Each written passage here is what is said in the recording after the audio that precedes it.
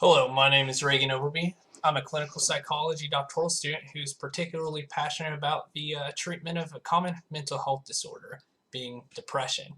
I would like to acknowledge my colleague, Taylor Chille, who contributed equally to this research project in our thesis.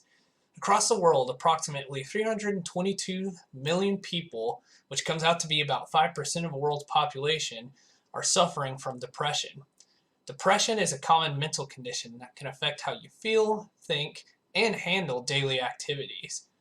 Individuals experiencing depression often report symptoms of irritability, fatigue, feelings of worthlessness, guilt, and helplessness, a loss of energy and appetite, and thoughts of death or suicide. Treatment of this condition typically involves psychotherapy, psychotropic medication, or a combination of the two. However, two-thirds of people that suffer from depression, which is about 100 million people, do not actively seek or receive proper treatment. While antidepressant medication has been found to alleviate depressive symptoms, it can also cause undesirable side effects such as dizziness, nausea, vomiting, weight gain, and the list goes on.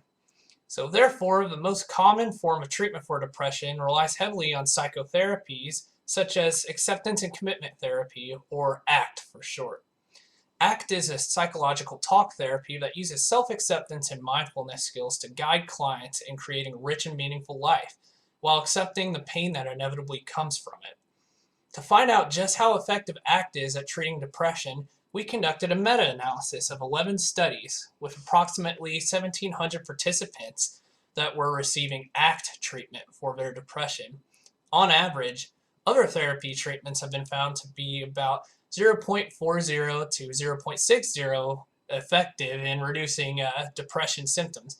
That is to say, they are moderately effective.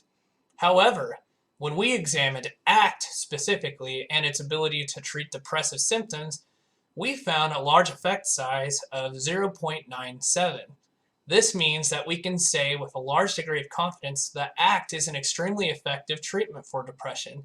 These findings are important both for mental health professionals as well as the general public. As mental health providers, we should be striving to utilize the most effective treatments such as ACT to target such a widespread condition, and the general public should be informed about the resources available to them should they be suffering from a serious but treatable condition such as depression.